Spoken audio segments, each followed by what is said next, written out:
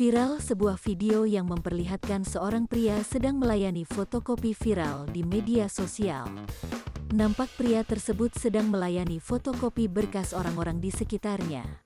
Pria tersebut membuka usaha fotokopi dan print foto keliling menggunakan sepeda motor.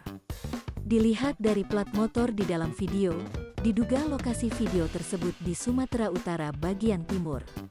Di dalam video juga menunjukkan beberapa orang memfotokopi berkas untuk pajak kendaraan, seperti STNK dan BPKB kendaraan.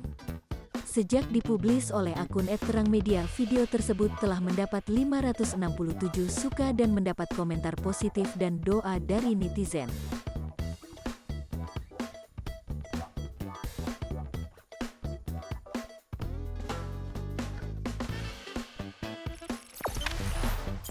Jangan lupa subscribe, share, komen, dan like ya!